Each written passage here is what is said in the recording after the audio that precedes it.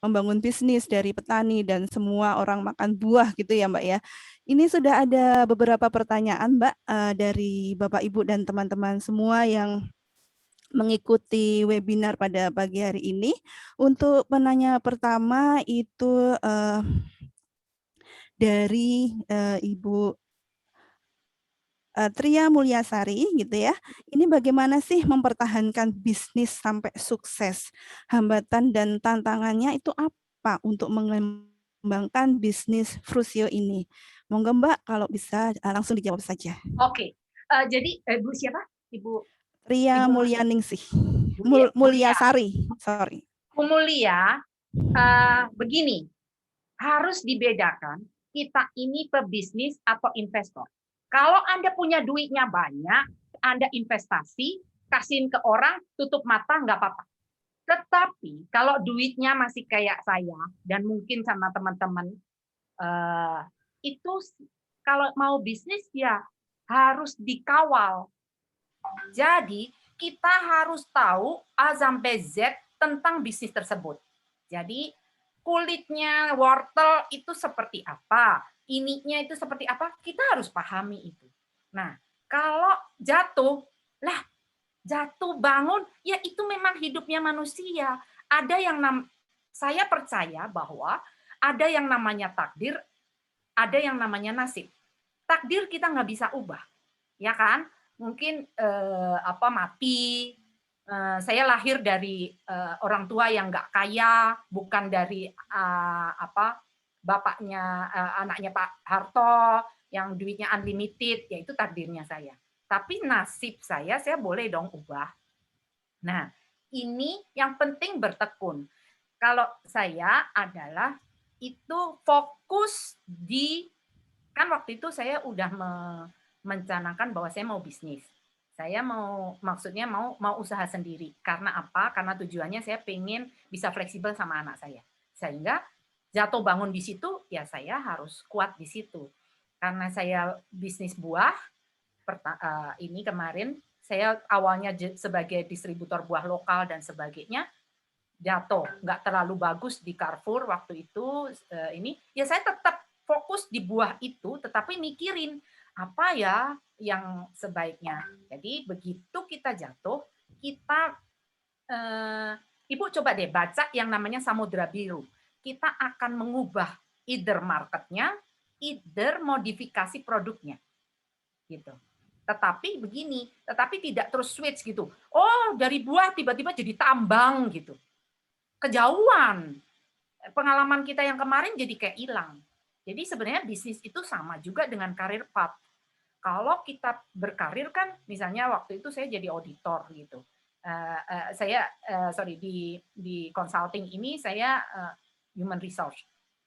Ya saya akan fokus banyak belajar tentang human resource. Dalam bisnis saya misalnya mau bisnis nasi, ya saya akan belajar banyak tentang nasi. Ada berapa banyak tentang nasi. Itu Mbak. Jadi tetap fokus, tetap setia di situ. Oke, terima kasih Mbak Nining jawabannya. Ini masih ada kaitannya ya dengan bisnis tadi Mbak. Ini ada pertanyaan dari Mbak atau Ibu Isti Sosro di Tangerang ini. Tadi mungkin juga sudah menjawab sebenarnya pertanyaan ini. Bagaimana sih kita berani memulai usaha ini dengan modal yang kecil dan terbatas gitu? Ya. Sebenarnya kalau Mbak lihat tadi modalnya nggak ada yang mahal ya, kecuali mesin juicernya. Tetapi waktu saya memulai kan saya tidak memulai dengan jus. Saya memulai dengan buah potong loh. Modalnya apa? Modalnya adalah pisau. Ya. Terus memang saya mempunyai standar. Jadi saya pakai yang bawahnya itu saya pakai marmer. Kenapa saya milih marmer? Supaya karena kalau yang telenan dari plastik itu ini saya memang rada-rada paranoid. Telenan dari plastik itu kan nanti kena pisau ya. Itu kan pasti ada serat-serat plastik yang akan keikut di buah gitu. Jadi aku nggak terlalu suka kayak gitu. Jadi sebaiknya pakai telenan kayu misalnya atau telenan itu tadi saya pakai marmer. Kenapa nggak mau kayu? Oh, kayu gampang kotor, males gue. Jadinya ini gitu. Jadi gitu aja Bu. Mikirnya begitu aja. Apa ya? sesuaikan dengan konsep bisnis Anda. Anda maunya apa? Karena saya ini sekarang saya ini kepengennya nih gaya-gayanya tuh mau mencintai bumi gitu loh. Saya sekarang bikin bisnis catering pun tempat makannya itu adalah ramah lingkungan gitu. Jadi semua kecuali terpaksa kayak mesin ya gimana lagi kan nggak ada mesin dari bambu gitu kan. Ya udah gitu. Oke, terima kasih Mbak Nining. Ini terkait dengan alat tadi Mbak, ini ada yang bertanya dari Mas atau Bapak Nur Wahyudi gitu.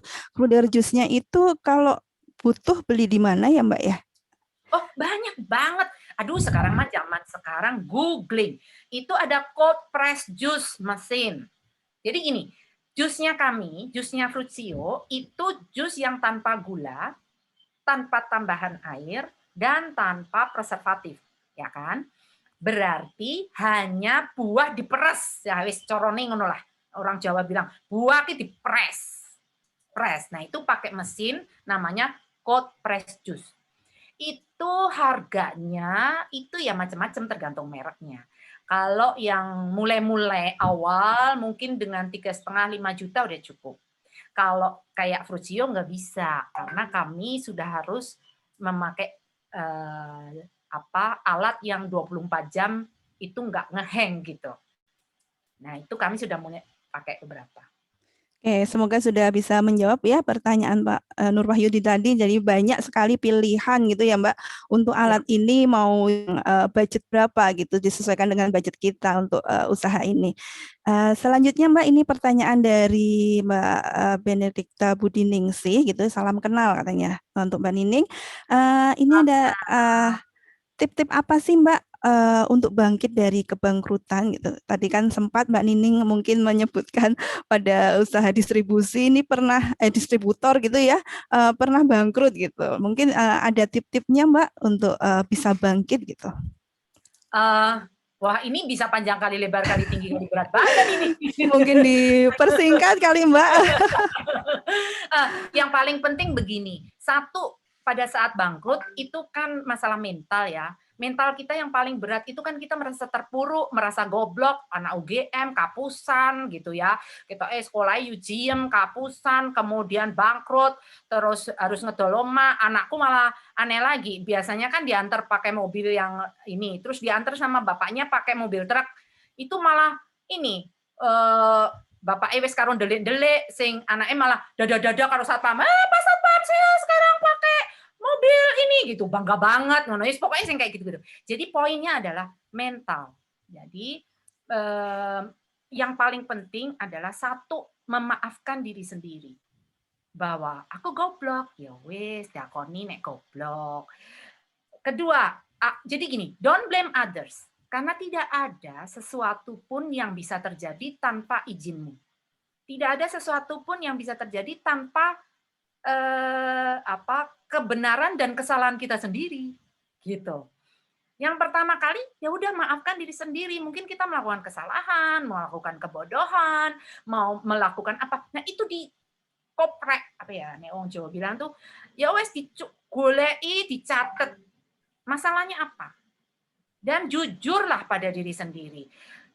Kalau kita sama suami mau nipu sih masih bisa ya, tapi kalau sama diri sendiri mau nipu kan nggak bisa, ya toh?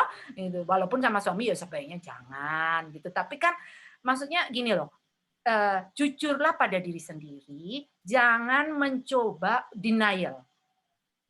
Aku waktu itu juga beratnya di situ. Yang paling berat itu adalah, ya ampun sebodoh itu ya gue. Masa sih orang temanku malah lebih ngetawain lagi. Saya punya teman distributor, dia sudah almarhum sekarang. Beliau itu sangat hebat banget, membantu saya banget pada saat seperti itu. Itu dia pernah bilang gini, kowe iki konsultan nih, kamu itu konsultan, hebat kamu ngasih ini ke perusahaan-perusahaan, gawe perusahaan dewe bangkrut. Wah, menohok dalam gitu. Tapi harus diakuin. Aku bilang, iya, harus diakuin. Nah, dengan kita mengakuin kebodohan kita sendiri, memaafkan diri kita sendiri, kita cepat move on-nya. Nah, kelemahan, kekurangannya di mana? Dengan kebangkrutan saya itu, saya mendapatkan karir yang terbesar, yaitu apa? Membuat seorang senior manager suatu perusahaan mau keluar untuk membantu saya, yaitu bojoku. Bojoku akhirnya metu ya wis kene tak ewangi daripada engko bangkrut ke meneto dhek ya kudu melu bayar bunga bank. Ah wis lah nek ngono sing jagani aku. Ngono. Ya, menarik Jadi sekali ya. ternyata bagus, ada hikmahnya. Tipsnya dari Mbak Nining tadi ya. Jadi kita harus cepat move on gitu ya Mbak. Kalau kita jatuh, bangkrut itu. Jadi bisa melanjutkan lagi langkah kita. Kemudian ini Mbak masih pertanyaan yang sama dari Mbak Budi Ningsih. Ini asupan buah apa sih yang cocok untuk penderita diabetes, kolesterol atau asam urat? Oke. Nah, begini. Jadi begini, teman-teman, kita harus berhati-hati dalam memberikan advice untuk kesehatan. Saya maunya begini, maksud saya adalah begini, kita harus fair dan jujur. Jadi, jus ini tidak untuk menyembuhkan suatu penyakit. Kenapa? Mungkin iya, ada banyak teman-teman saya sekarang ini ada pelanggan kami yang cancer karena dia kemo kan makan susah ya, susah banget gitu. Sehingga dia sangat senang banget waktu dapat kiriman dari temannya, sehingga sampai sekarang rutin hanya makan jusnya kami, karena dia nggak bisa makan yang lain. Maksudnya selalu muntah, dan dia merasa tertolong oleh itu. Oke, tetapi kita kan secara pribadi nggak pernah, maksudnya secara perusahaan dan pribadi nggak pernah meneliti itu, ya kan? Nah, kalau jus yang cocok untuk apa, di googling banyak banget. Dan yang paling penting lagi, kalau memang sudah mau serius, pelajari dengan beli buku. Kami beli buku. Saya beli buku jus, tentang jus itu macam-macam, dari Amerika ada, dari mana ada. Kita belajar banyak dari situ. Bagaimana detox, bagaimana ini kita belajar. Nah, yang buku-buku itu, tapi kalau dari luar negeri, itu biasanya buahnya buah-buah luar. Jadi tidak susah lah, mahal gitu. Nah, disitulah gunanya kita untuk selalu ngetes. Jadi ngetes dan ditimpakan ke diri sendiri. Saya detox barusan kemarin aku ceritakan ke Mbak Isma, tiga hari baru aja aku detox karena perutku udah jebumbuk gitu, gede banget. Ya, alhamdulillah kemarin turun 2 kilo untuk berat badan, terus perut lingkarannya turun 4 kalau nggak 5 cm. Kan lumayan. Nah, itu saja. Jadi yang kita bisa katakan adalah sharing berdasarkan atau testimoni, tapi bukan advice untuk nah, kalau diabetes di googling itu ada banyak banget buah-buah yang untuk orang-orang penderita diabetes. Kayak apel itu masih aman, ya kayak gitu. Tetapi sekali lagi kita tidak boleh menyarankan kalau untuk kesehatan. Menurut saya begitu. Itu etika bisnisnya. Oke, Mbak Nining. Jadi tadi disebutkan jus itu tidak untuk menyembuhkan penyakit ya, Mbak, lebih ke arah untuk detox seperti itu. Semoga bisa menjawab pertanyaan Mbak Budi Ningsih tadi. Kemudian ini pertanyaan selanjutnya, Mbak, dari Mbak Puji F. Susanti yang merupakan owner Rempah Karsa ini. Untuk izin Frusio ini apa, Mbak? Apakah BPOM atau LS? Nining bisa menjelaskan. Tadi mungkin sudah disinggung sedikit ya Mbak tentang BPOM gitu. Ya, jadi begini, kami tidak bisa memakai BPOM karena BPOM itu hanya untuk makanan dengan batas usia 7 hari ke atas. Nah, jusnya kita 7 hari doang. Kalau baru seminggu itu tidak perlu BPOM. Kita udah berusaha waktu awal-awal, wah seneng kan, wah kayaknya harus ada izin nih, gini gitu. Ternyata tidak perlu BPOM. Kemudian kami juga nggak punya terus terang baru mau cari PIRT, tetapi sebenarnya kami nggak punya PIRT. Kenapa? Nah, tetapi kami membuat sistem, membuat standar, kemudian kami mengundang dan mengizinkan calon customer untuk datang untuk mengaudit. Nah, kalau calon customer kita kalau datang itu dari perusahaan minyak, dari perusahaan kayak SKK Migas dan sebagainya itu datang dung dung dung dung dung itu pakai ada dokternya, ada orang safety and hygiene dan sebagainya. Nah, itu mereka ngaudit semuanya. Prosesnya semuanya diaudit. Begitu mereka oke, mereka baru jadi customer. Kayak ConocoPhillips sekarang masih tetap jadi customer kita. Jadi, kalau ditanya izin, kalau Anda mau, nah yang saya tahu nih ya, kalau mau jualannya di luar kota, memang sebaiknya pakai BPOM. Tetapi karena kalau ini untuk makanan di bawah 7 hari, itu BPOM tidak perlu. Nah, jadi ya sudah, nggak usah. Karena susah. Tapi kalau misalnya bisa dapat, saya sih kemarin lagi punya ide kepingin ngambil yang itu instan BPOM gitu. Tapi sebenarnya itu tipu-tipu juga, kan ngomong tidak perlu.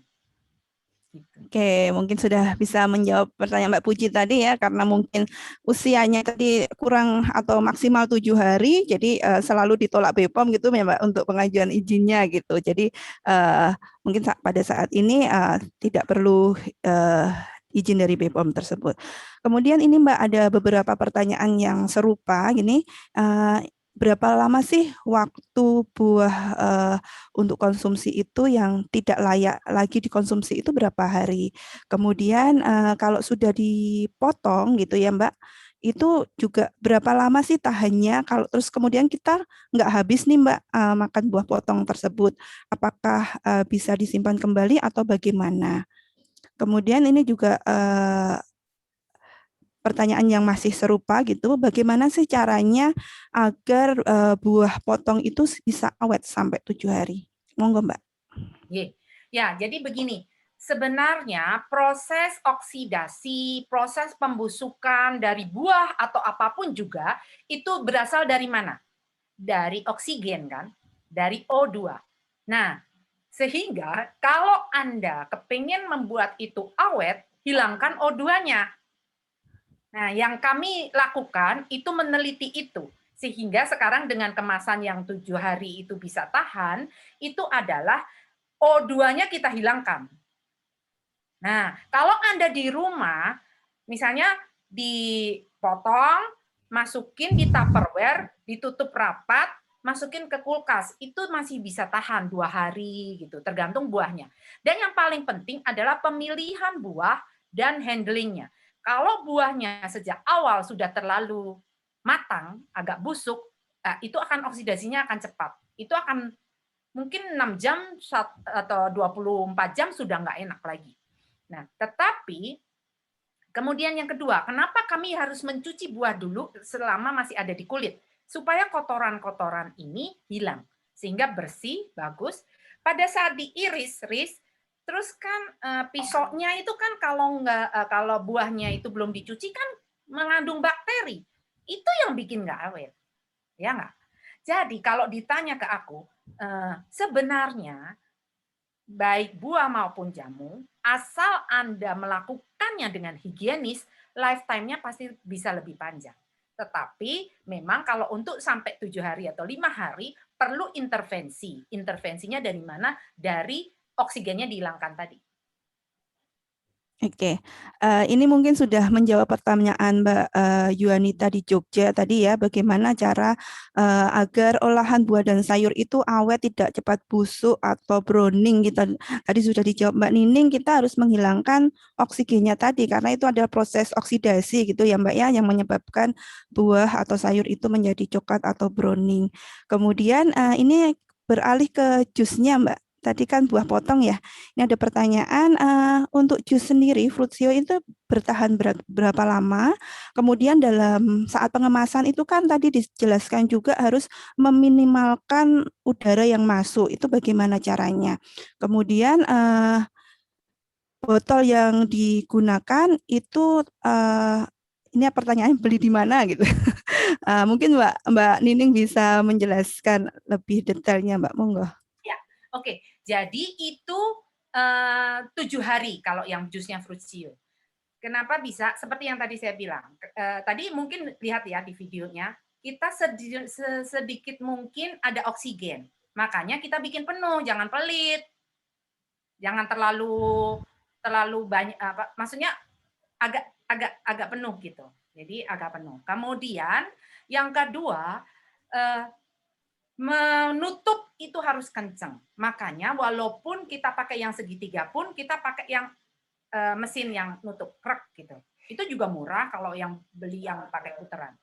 Memang kalau yang juice can kayak tempat saya ini, kan ini namanya sudah inovasi. Jadi aku kan sudah lebih advance. Ini memang lebih mahal. Alatnya saja khusus. Belinya di mana? Itu di online itu banyak banget. Karena saya kalau Anda di kota agak susah ya. Tetapi kalau misalnya, maksudnya kotanya beda-beda, aku nggak ngerti juga di kotamu belinya di mana. Kalau di Jakarta itu soalnya banyak, maksudnya bisa gitu. Nah, di Jakarta ini ada tempat di mana di situ pusat bisa beli macam-macam gitu. Jadi di sini di Glodok banyak. Ini gimana ceritanya jadinya ya? Mungkin jadi kalau di kota lain, aku mohon maaf, aku nggak ngerti ya. Iya Mbak, online aja wes di Google, saiki Google tuh banyak, udah. Ya, mungkin bisa informasinya ya lebih banyak, lebih mudah didapat kalau kita googling gitu ya Mbak ya. Iya, googling aja. Kalau di kota lain aku nggak ngerti terus terang, tapi kalau di sini di Glodok banyak. Oke, oke mungkin tadi jawaban Mbak Nining sudah bisa menjawab ya pertanyaan dari teman-teman tadi. Kemudian ini Mbak, ini ada pertanyaan dari Ibu Srilina di Batam. Kebetulan Bu Srilina ini mempunyai usaha yang sama, Vanara Jus gitu ya. Tapi mempunyai kendala Mbak, kalau diproduksi dalam apa?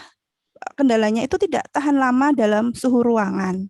Nah, bagaimana sih biar jus ini bisa tahan dalam pada suhu ruangan tanpa bahan pengawet atau malah perlu menambahkan bahan pengawet untuk bisa tahan di suhu ruangan gitu. Ya, oke. Ibu Lina, itu tergantung dari Anda punya konsep bisnis. Kalau konsep bisnis saya itu memang dari awal dan itu selaras dengan gaya hidup saya adalah saya meminimalisir sekali bahan pengawet untuk diri saya. Nah, kalau saya aja tidak mau, kenapa saya jual ke orang lain? Saya nggak mau juga dong, gitu kan.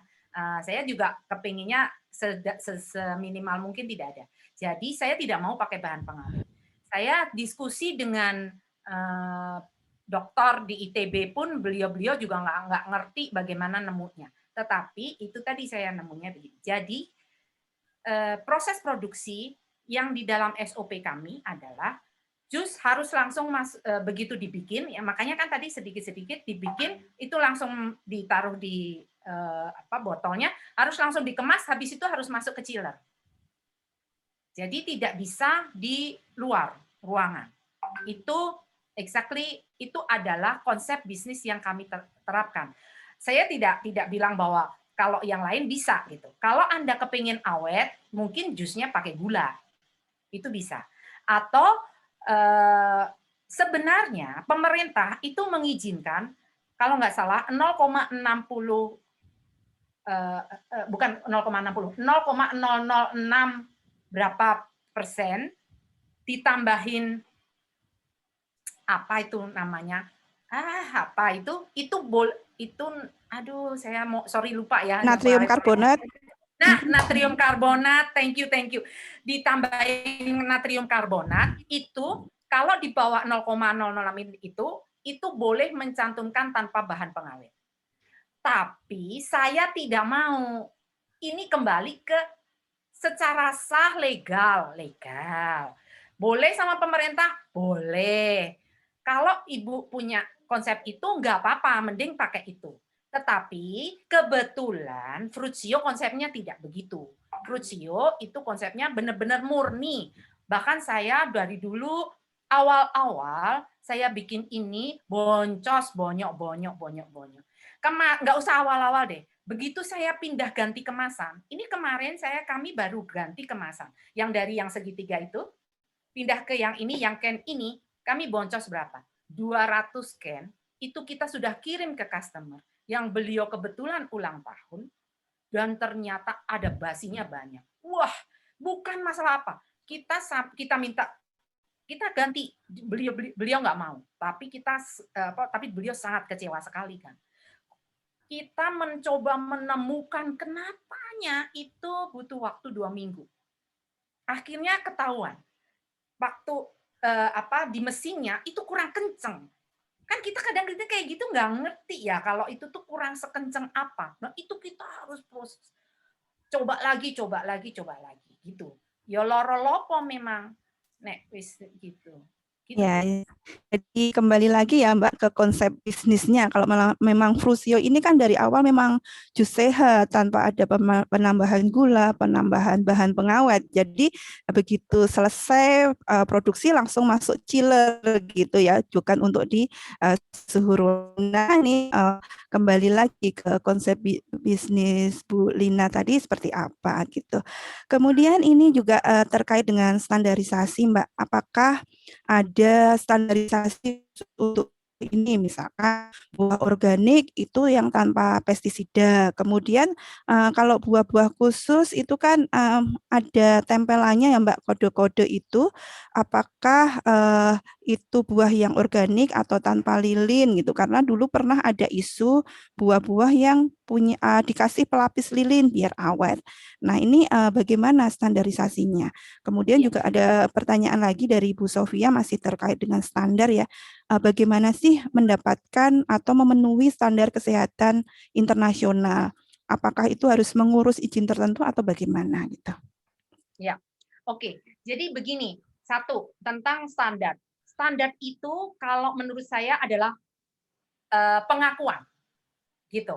Saya dulu waktu di Astra terakhir saya adalah departemen head untuk audit dan SOP, Standard Operating Procedure. Jadi saya pede banget dengan tentang prosedur.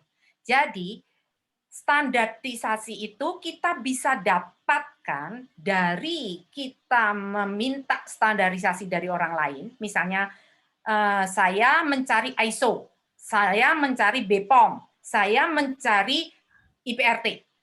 Ya, kita mengikuti aturan mereka, terus mereka ngecap, ceprot gitu. Waktu itu saya waktu presentasi ke ke perusahaan minyak, saya bilang begini, saya tidak bisa, tidak punya duit untuk mencari ISO. Karena ISO itu konsultannya aja udah 50 juta, belum nanti dapat untuk beli ini 100 jutaan lah pokoknya. Lah, tiwas monggo beli 100 juta. Lah iso mangan apa duit condi gitu kan untuk ini. Nah, jadi saya ke presentasinya adalah saya tidak punya ISO, tapi kamu bisa mengaudit saya punya. Jadi saya membuat rumah produksi kami itu mengikuti standar-standar yang ditentukan oleh WHO. Caranya gimana? Googling, Bu. Ya Allah, ya ampun. Beneran, serius. Saya itu cuma dapatnya googling. Sekarang saya juga udah lupa itu standarnya ada di mana. Karena kita cuma googling. Googling aja. Sekarang itu hari gini tuh orang resep juga cari di YouTube banyak kok. Lebih keren-keren.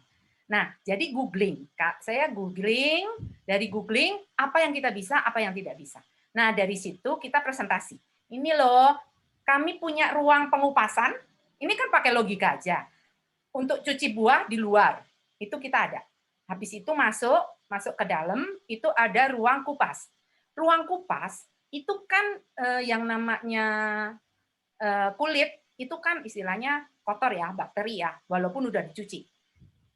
Untuk tempat ngiris, kami bedain ruangannya, gitu. Jadi ruangannya beda Ki. Yang tadi itu kelihatannya itu terus nanti itu terus kemudian masuk ke dalam untuk ngejus beda lagi tempatnya, gitu. Ya. Jadi supaya tidak ada kontaminasi. Yang paling penting tidak ada kontaminasi. Kemudian kami mengikutkan karyawan untuk ikut misalnya HACCP, kemudian sertifikat penjamah makanan. No, belum pernah tahu kan ada sertifikat penjamah makanan? Ada. Jadi kita ikutin ini besok akan ada lagi kayak refresh untuk training sertifikat penjamah makanan. Oke, terima kasih Mbak. Jadi untuk standarisasi tadi sudah dilakukan upaya-upaya untuk mengikutkan karyawannya gitu ya Mbak untuk mendapatkan sertifikat yang terkait dengan penjaminan makanan. Ini masih terkait dengan tadi Mbak pestisida gitu ya. Kalau misalkan di kulit buah atau sayur itu kan biasanya juga sering tertinggal Mbak residu pestisidanya. Nah ini gimana sih cara menghilangkannya? Apakah waktu saat mencuci buah itu dengan sabun atau dengan cairan khusus untuk membersihkan itu? Kalau untuk yang buah-buah impor, itu kami ada cairan veggie. Memang masih beli dari Australia sih, itunya. Jadi khusus untuk nambahin di airnya. Tetapi sekarang ini Indonesia sudah banyak membuat kayak semacam pembersih buah yang dari ini juga dari, aduh kemarin namanya apa sih, lupa saya. Itu juga ada. Tetapi kalau kami prinsip tentang yang tadi organik tadi ya, saya percaya bahwa buah lokal itu organik. Kenapa? Oke. Ya petani nggak terlalu punya inovasi. Kalau saya nih, saya lebih suka jeruk Medan dibandingkan jeruk Cina. Anda coba deh, makan deh jeruk Cina itu. Itu jeruk Mandarin itu. 2 atau 1 biji aja. Di sini pasti panas. Kenapa? Nah, mana ada yang namanya buah. Namanya buah nih ya. Semuanya sama. Semuanya warnanya sama, ukurannya sama, ininya sama. Emangnya Tuhan yang Maha Kuasa kurang kerjaan apa bikin buahnya semuanya sama? Nah, kalau mau jujur nih ya, buah yang benar itu tuh nggak mungkin sama. Ya namanya ya kayak kita manusia juga nggak ada yang sama. Cuman orang Indonesia itu emang apa ya aneh gitu. Beli buah kayak mau beli berlian. Ada coklat-coklatnya dikit di luar, mereka nggak mau. Ini nggak mau. Ini mau beli berlian. Nah, padahal kalau semuanya sama, pasti ada rekayasa manusia. Apalagi sekarang apel misalnya dari luar, tahu-tahu ada tulisannya. Emangnya Tuhan mau ngukir itu tulisan? Kagak ada lah. Kalau mau yang ciptaannya Tuhan beneran, ya udah terima buah selalat-lalatnya gitu. Tapi kita milih, kalau misalnya itu ada coklat jelek, ya dibuang. Kita pilih yang bagus. Makanya tadi saya bilang, yang penting handling. Nah, itu kenapa? Antara lain, kenapa saya sakit hati dulu untuk jadi distributor di Carrefour, supplier buah di Carrefour, Lotte dan sebagainya, dan saya berhenti. Karena seperti itu, yang dipilih itu yang bagus-bagus dari luarnya, padahal untuk mencapai itu hanya 30% buah di Indonesia bisa mencapai itu. Lah sisanya dibuang kemana? Kasihan petaninya. Di pasar-pasar induk itu tadi. Padahal sebenarnya intinya bukan luarnya kan, yang penting dalamnya kan, gitu. Ya. Gitu Mbak. Ya, terima kasih Mbak Nining. Ini masih banyak Mbak pertanyaannya. Ini Siap, sekarang siap. terkait dengan waste management ya Mbak. Ini pertanyaan dari Mbak Lili Aryani. Ini waste manajemennya itu gimana Mbak? Kemudian ini juga ada pertanyaan lagi. Mbak Nining ini kan juga pendukung aksi Go Green ya. Jadi bagaimana sih cara Mbak Nining itu mengolah limbahnya gitu? Limbah dari usaha Mbak Nining ini. Baik, kalau waste management itu buat saya itu sekaligus amal. Jadi tetangga-tetangga yang di dekat kantor itu udah makan buah itu bisa dibilang tiap hari. Kemudian, jadi begini, buah kalau untuk B2B, business to business, itu kan yang beli itu, yang memutuskan itu kan bagian pembelian.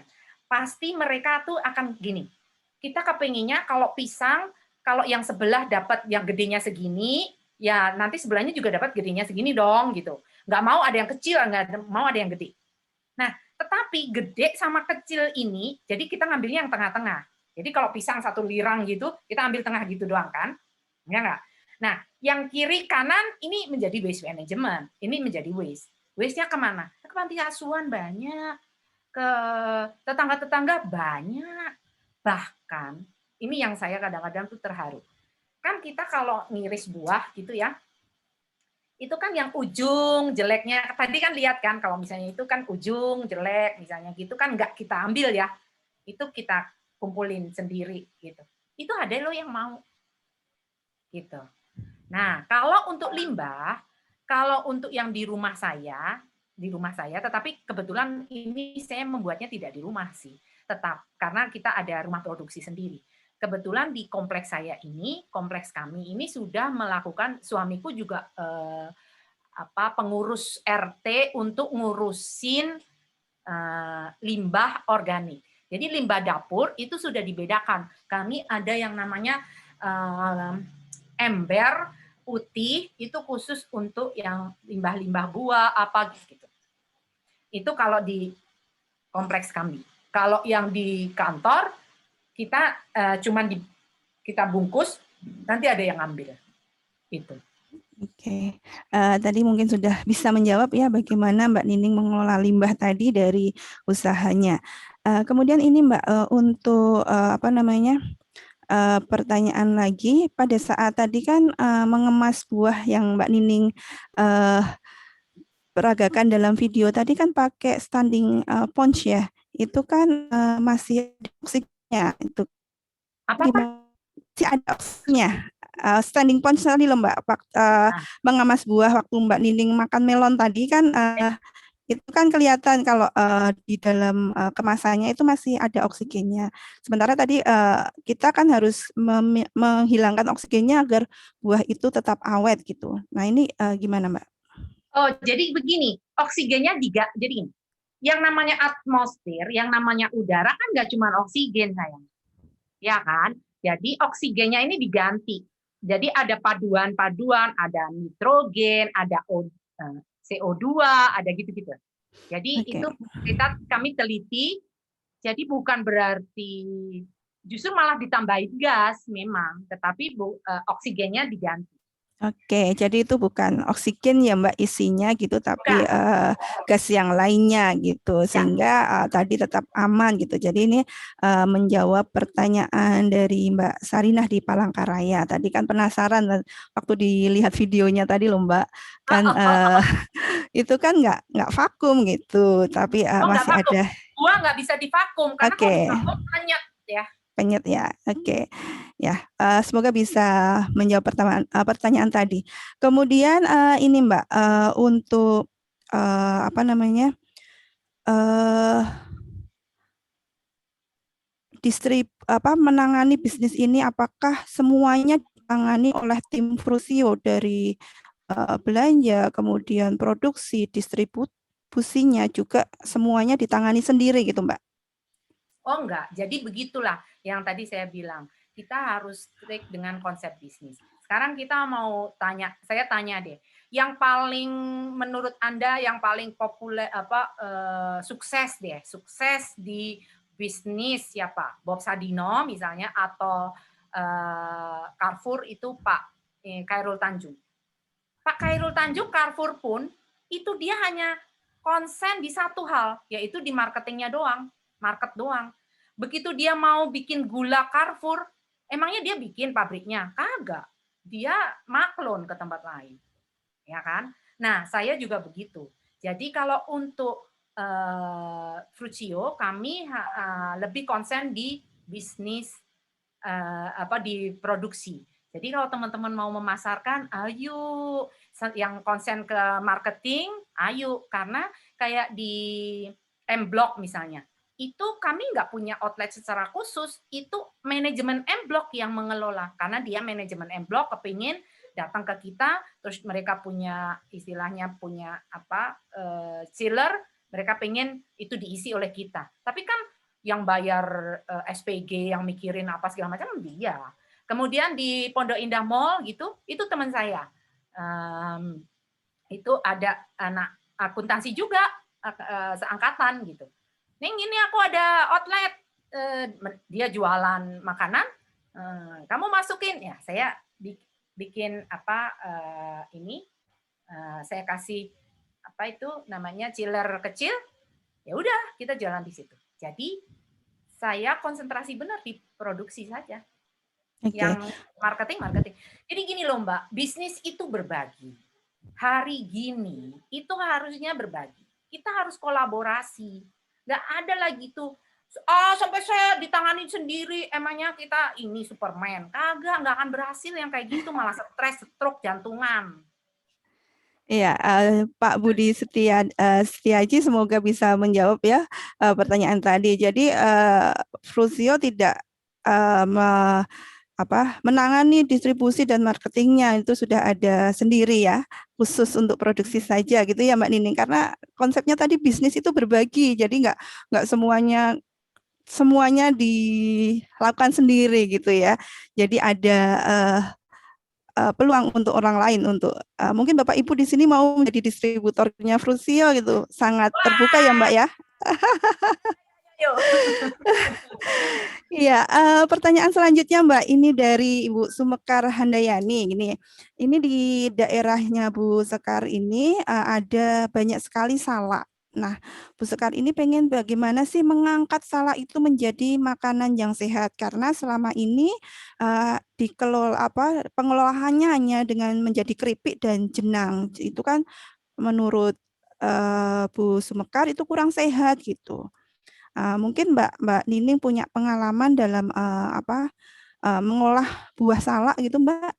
Ya, salah itu memang ya Bu. Waktu saya jadi supplier untuk perusahaan untuk supermarket dan sebagainya, salah itu paling rigid banget. Karena apa? Sekarang kita beli, masukkan ke chiller misalnya, besok pasti ujung-ujungnya udah pakai ada busuk-busuk begitu dan sebagainya. Nah, kalau kita mau kupas juga setengah mati ngupasnya. Emang dia paling ribet.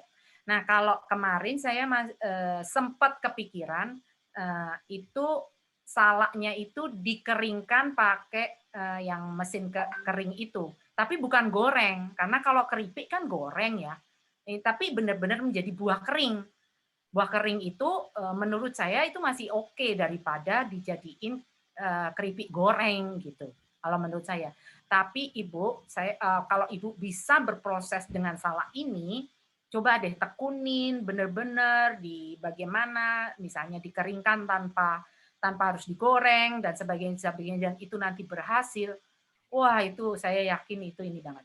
Tadi kalau lihat video saya itu kan ada di lapak-lapak yang para itu lapak kecil yang jualan salak yang lapak kecil itu jangan salah loh, omsetnya setahun berapa? 7M loh. Jadi wah itu benar-benar deh. Kalau kita bisa, kita ini. Nah, saya akan coba, Bu, nanti saya akan bikin menjadi 7 hari. Jadi udah dikupas, dimasukkan di dalam kayak tadi yang saya buat untuk melon dan sebagainya. Tapi kami memang belum pernah nyoba salak sih terus terang. Nanti kita coba ya Bu, kalau misalnya itu nanti berhasil saya sharing. Oke, terima kasih. Ini malah jadi ide ya Mbak ya, untuk gimana sih, Makasih ya idenya. karena mungkin Frusio belum pernah mengolah salak gitu ya, jadi bahan percobaannya Mbak Nining nih, Nanti tak menarik nih cobain Mbak. dulu ya Bu. Nanti hasilnya bisa di launching gitu ya Mbak ya. Oke. Kemudian ini juga ada pertanyaan dari Mbak Fani dari Sorowako. Ini Mbak Fani ini kan buat jus ya. Ini bagaimana pertanyaannya meminimalkan gas dalam jus. Kan pengalamannya beliau ini buat jus nanas, kemudian di mix dengan buah yang lainnya. Ternyata dalam beberapa jam itu sudah seperti ada gasnya gitu. Tentunya ini Mbak Nining sudah punya pengalaman ini. Bagaimana sih Mbak untuk meminimalkan gas di dalam jus yang mix tadi, buah mix tadi? Ya, nanas itu memang bergas ya, punya gas. Jadi begini Mbak, kalau kami punya SOP itu jus apapun terlebih nanas itu tidak boleh di ruangan kelamaan. Jadi begitu ini dicampur harus langsung dimasukkan ke dalam botol, kemudian disil dan masukkan ke ke chiller begitu. Chiller ya, bukan freezer ya, beda. Kalau freezer nanti taste-nya berkurang, berbeda dan bisa meledak kalau pakai yang pakai yang plastik, botol plastik. Jadi untuk meminimalisir gas, ya dipenuhin Mbak botolnya. Jadi kan nggak ada gasnya nanti di situ, gitu. Tapi walau bagaimanapun, mangga, nanas itu bergas, menimbulkan gas. Oleh sebab itu treatmentnya, handlingnya harus benar-benar hati-hati. Itu satu. Kedua, pemilihan buahnya. Jangan pilih nanas yang terlalu matang, karena terlalu matang itu udah bergas. Itu udah, kalau dia udah browning gitu, coklat-coklat, buang. Makanya memang tergantung konsep bisnis. Kalau ngasih harga juga jangan mepet-mepet, karena yang dibuang banyak nih. Gitu. Oke, terima kasih Mbak Nining. Pertanyaan selanjutnya ini dari Muhammad Abdul, gitu ya. Ibu, ini bisnisnya kan sudah berjalan. Bagaimana kalau sedang merintis? Kebetulan ini Pak Muhammad Abdul ini bekerja sama dengan atau ada paguyupan petani kota.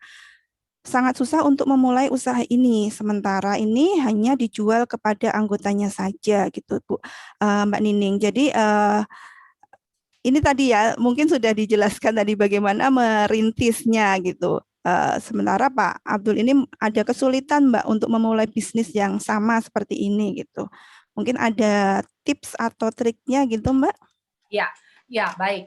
Jadi gini, kalau saya memulai bisnis apapun, satu, pertama kali high calling-nya saya apa? Maksudnya saya senangnya apa? Jadi saya ini kan high calling-nya itu kan healing, menyembuhkan orang, mengajar, membuat orang consulting, itu high calling saya. Kemudian membuat jus dan buah itu high calling saya karena itu akan menyehatkan orang gitu kan. Terus membuat jamu itu juga akan menyehatkan orang, high calling. Nah, itu yang pertama, oke. Tetapi yang paling penting yang kedua adalah tengok ada pasarnya enggak. Pasarnya itu harus dilihat, Pak. Bapak mau membidik pangsa pasar apa? Semakin Bapak niche maksudnya semakin mengerucut pasarnya, semakin mudah Bapak melayaninya. Kalau Anda bisnis untuk sejuta umat, wah itu gubrak-gubrak beneran. Setengah mati kita kerjanya. Waktu awal-awal saya bikin buah ini, saya niche market. Saya bikin buah potong, tentu bukan ibu-ibu sasaran saya. Kenapa? Ibu-ibu itu, ya ilah buah potong semono larang. Mending tak ojeki dhewe, duitnya tak kantongi gitu. Itu mama tuh gitu, mikirin begitu. Nah, saya cari pangsa pasar yang orang sibuk, ya kan? Orang kantor ini kan sibuk, pengen sehat, pengen ini. Waktu itu kan saya jadi konsultan. Terus waktu itu ada salah satu deputy gitu. Nah, stroke ringan nih gitu. Besok lagi datang. Kenapa Pak gini-gini? Makanya Pak, kalau makan jangan enak-enak melulu. Emang di perusahaan itu tuh setiap kali saya datang loh Pak, yang pokoknya yang apa-apa gitu. Terus gimana? Ya snacknya diganti dong, snack sehat. Jadi akhirnya snacknya sehat. Terus gimana? Buah potong gitu. Sekarang ini kami kemarin sebelum Covid kami punya pelanggan itu SKK Migas, itu ada 30 lantai, itu isinya itu orang meeting semua itu. Karena kan SKK Migas kan. Nah, kami memberikan supply buat setiap meeting di atas jam 2. Itu pakai buah potong. Gitu loh. Budgetnya segini, kamu harus bisa potongin. Dengan buahnya 3 macam, 4 macam, gitu-gitu. Nah, jadi Pak, carilah orang yang suka makan buah, kepengen makan buah, merasa bahwa buah itu bagus dan sehat, tapi pengennya gratis. Sebanyak mungkin carinya ya. Nanti kalau sudah dapat, lalu cari satu orang yang mau bayarin. Gitu. Waktu itu saya mikirnya begitu. Saya gini, saya cari yang seneng gitu. Nah, ini kan kepala deputy, kepala apa gini-gini. Oh iya ya, ya iyalah, kan ada budget konsumsi budget untuk meeting, ada. Budget meeting untuk ada snack, ada. Lalu ngapain snack meeting sama karbo, nanti lunch karbo, nanti siang juga karbo? Pakai dong yang siang itu buah. Nah, gitu, Pak. Jualannya gitu tuh. Ya, jadi ini tipsnya dari Mbak Nining tadi ya, harus ada pasarnya gitu ya Mbak ya, yang jelas itu. Siapa sih yang suka buah gitu. Jadi ini memang menarik ya. Jadi memang kalau kita punya usaha ini ya harus jelas juga pasarnya itu siapa gitu. Kemudian ini Mbak ada juga pertanyaan dari Mbak Yuliana Susanti. Apakah semua jenis buah itu bisa sama hasilnya gitu? Maksudnya untuk pembuatan jus tadi mungkin eh, kan setiap buah punya karakter masing-masing gitu ya Mbak ya. Apakah kemudian kalau di jus di mix itu nanti hasilnya sama atau bagaimana? Ya, tidak sama. Bahkan sama-sama buah nanas, dari mana asalnya pun akan berbeda. Kami tadi pakai buah nanas yang keluarannya Sunpride Lampung. Kemudian kalau dari nanas yang misalnya itu nggak ada, paling yang kita bisa lakukan adalah nanas Palembang. Ya, di bawahnya. Tapi kita tidak akan pernah pakai nanas apa ya, saya nggak usah sebutin. Misalnya kayak gitu. Nah, kenapa? Karena asem banget. Bisa gubrak-gubrak. Kan gini, kita maunya makan sehat, tapi kan maunya enak. Nah, ini karena saya. Saya itu orangnya begini, aku nggak mau sehat tapi nggak enak. Gua nggak mau. Jadi saya ini kan pencicipnya, ya kan? Ya walaupun yang ngerjain suami dan tim, tapi ini kan yang rewel kan emaknya nih. Jadinya aku nggak mau yang kalau nggak enak. Kalau asem banget juga gue nggak mau. Nah, seperti misalnya tadi, saat jeruk Pontianak itu misalnya lagi asem, kami akan ganti jeruknya. Karena kadang-kadang begitu. Pada saat itu nanti karena kita kan punya pelanggan-pelanggan. Pak, ini lagi jelek loh, lagi jelek, lagi gini. Kita icip, kita ini, wah ini lagi nggak bagus. Ganti. Jadi memang beda, Pak. Tuh. Ya, jadi memang setiap buah itu berbeda ya Mbak. Jadi Ya. kalau misalkan buah itu kan juga nggak bisa terus sama, terus panjang musim, Ya, sama beda masa seperti musim. itu. Nah, musim hujan sama musim panas beda lagi. Musim panas buah tuh manis. Musim hujan setengah mati nyari buah manis. Karena udah kayak apa banyak airnya gitu. Iya, iya. Iya, ini juga ada pertanyaan lagi terkait dengan jenis buahnya, Mbak, dari Bu Murni Indriati. Dalam Profusio tadi, jenis buah apa saja yang digunakan? Atau mungkin juga ada sayurnya juga ya, Mbak ya, kalau tidak salah Ada. itu. Nah, mungkin bisa disebutkan, Mbak Nini, Oh, jenis buahnya tadi banyak kan? jenisnya. Ada Ya, nanas, wortel, tomat, jaisim, beet, bahkan kami juga ada jus yang ada ubi, ada juga ubi, and then timun, kemudian apa lagi ya? Semangka, merah ya. semangka itu mah pasti. Semangka itu Viagra alami loh. Bapak-bapak yang ada di sini nggak usah minum Viagra, makan semangka aja banyak. Ya, Atau minum jusnya Fusio.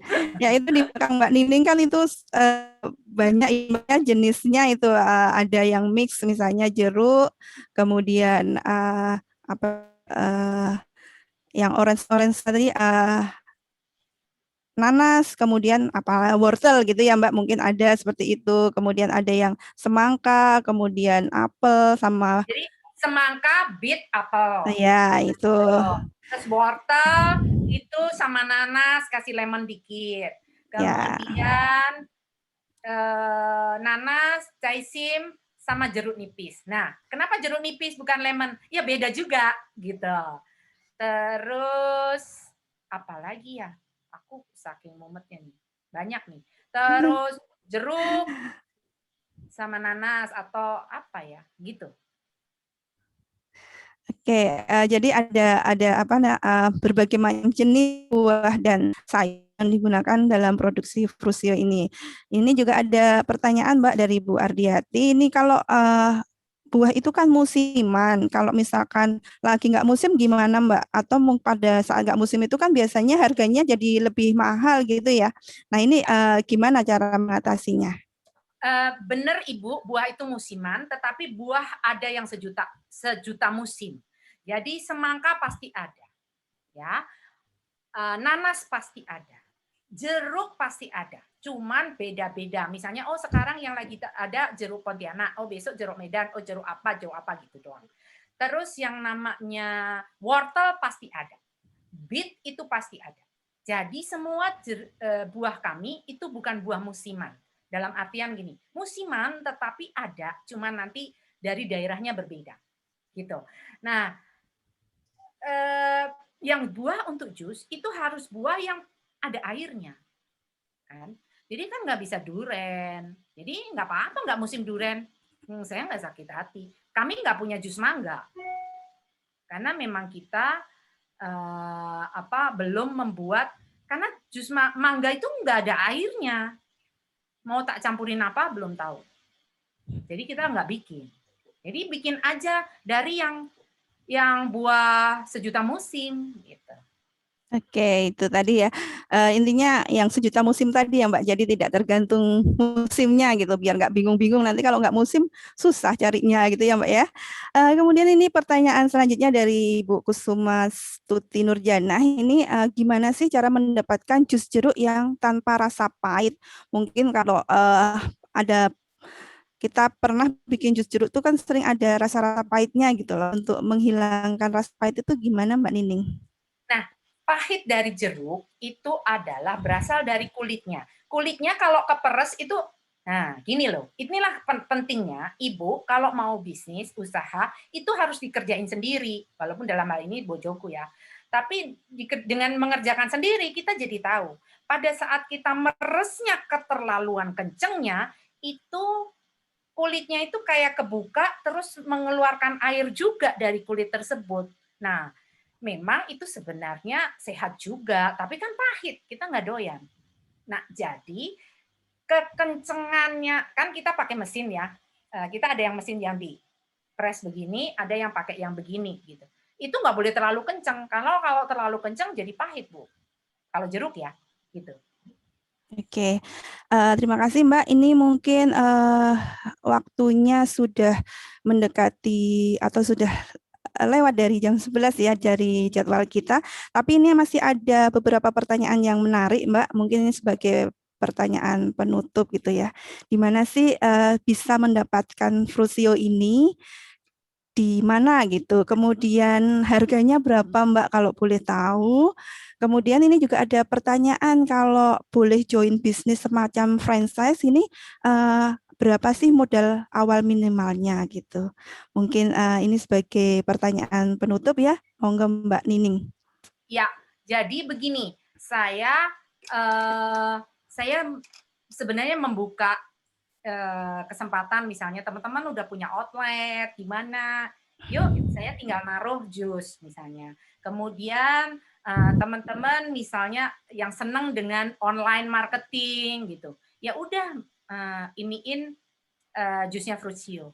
Jadi kami yang memproduksi, Anda yang menjualkan. Kalau jus yang seperti ini itu 45.000 harga pasar untuk ke konsumen akhir. Kalau untuk ke teman-teman ya nanti kita akan bicarakan beda, karena yang namanya reseller itu nanti kan ada cashback-nya, kemudian ada kalau mencapai target dapat apa reward-nya, kemudian apa gitu. Nah, teman-teman nanti enak, sudah semuanya sudah kita siapkan, starter kit-nya, apanya semuanya kita siapkan, semuanya kita bisa omongin. Mungkin bisa hubungin siapa ya di KOK, ke siapa Mbak Isma kalau yang pada teman-teman mau ikutan? Siapa ini Mbak? Ardi mungkin untuk jadi distributor gitu ya Mbak ya? Atau mungkin Ya. menghubungi langsung Mbak Nining gitu? Oh ya. Oke. Kemudian Mbak tadi Isma, Mbak. Mbak Oh ya, Isma, ya. mungkin Mbak Ikan bisa bantu. Oke, ya mungkin teman-teman di Kagama juga bisa membantu gitu ya. Ini tadi pertanyaannya belum terjawab Mbak, yang di mana sih kita bisa dapat Frutio tadi? Apakah Oh iya. ya itu ada Instagramnya Frutio Natures Gift, kemudian ada WA-nya Saya tulis WA-nya di umum ya, ada WA-nya, ada juga saya kasih nomor teleponnya. Lumayan nih kalau ada yang sebentar, atau mau dicatat atau gimana ya? Nih ya, 08 12 91 80 kemudian 98 21. Nah, kalau misalnya ada di Pondok Indah, itu ada di Food Gallery, di Gallery Street. Kalau di M Block itu ada, di M Block itu nanti kan mereka punya apa kayak semacam chiller. Nah, di situ bersama-sama dengan jus-jus yang lain. Ya, jadi ada di Pondok Indah Mall, kemudian di M Block, kemudian di Sarinah juga ada ya Mbak ya? Cuman kan sekarang Sarinah lagi tuh. Iya. Oke. Kalau ini Mbak, kalau misalnya kami yang di luar Jakarta ini gimana sih, bisa nggak mendapatkan atau pengen nih ngicipi jusnya Mbak Nining itu bisa Mbak? Wah, bisa banget. Nanti itu ya, WA yang di WA itu ya. Itu Instagramnya kita Fruitsio Naturescape. Kemudian WA-nya itu tadi 081291809821. Kalau yang di luar kota jadi agenku aja sekalian.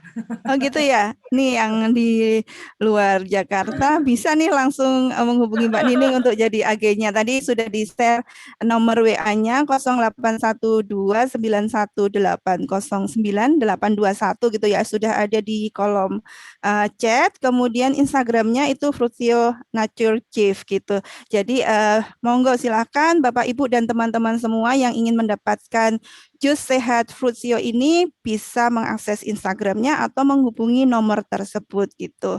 Ini kalau luar pulau gimana Mbak? Apakah bisa juga? Nanti kita coba ya. Oke, untuk luar pulau ini belum masih dicoba dulu. Nanti gimana kalau misalnya berminat, silahkan Bapak Ibu dan teman-teman semuanya bisa menghubungi nomor tersebut atau mampir ke Instagramnya gitu ya Mbak ya? Ya. Oke, mungkin waktu kita ini menarik sekali, tapi waktunya terbatas ya Mbak, gimana nih? Oke. Teman-teman maaf saya nggak bisa baca chat-chatnya, tapi pokoknya terima kasih atas semua ini tadi ya. Cuman saya nggak bisa bales nih, nggak bisa baca satu-satu. Iya, saya juga mohon maaf mungkin tidak semuanya terbacakan ya karena banyaknya pertanyaan tadi, tapi ada panitia yang sudah meringkasnya, jadi tidak mohon maaf tidak saya sebutkan satu persatu siapa penanyanya karena ada beberapa pertanyaan yang sama atau mirip gitu ya Mbak ya. Oke, terima kasih sekali Mbak Nining atas paparannya pada siang hari ini, sharingnya. Kemudian banyak sekali yang sudah kita dapatkan dari Mbak Nining gitu ya. Jadi tadi ya kalau boleh saya sedikit menyimpulkan proses produksinya itu yang paling penting adalah pemilihan bahan bakunya gitu ya. Jangan minta orang lain untuk khusus bahan baku ini kalau bisa sendiri gitu karena ya itu tadi akan mempengaruhi kualitas dari jusnya atau buah potongnya. Kemudian cara handlingnya itu juga harus yang benar. Kemudian standarnya dan yang penting ini adalah inovasi tadi ditunjukkan tadi dari kemasannya ya Mbak, yang pertama tadi kemasannya botol biasa sampai sekarang ini yang can gitu menarik gitu, kemasan yang menarik. Nah, ini inovasi itu harus terus ada, tidak boleh mati untuk memulai usaha atau dalam usaha apapun usahanya gitu ya Mbak Nining. Kemudian tadi juga Mbak Nining menjelaskan kalau jus ini bukan untuk bukan penyakit gitu, tapi untuk ke arah detox itu mungkin Ibu dan teman-teman sekalian jadi tahu ya kalau untuk konsumsi jus itu mungkin lebih ke arah detoksifikasi seperti itu. Nah, baiklah Bapak, Ibu dan teman-teman semuanya, sekali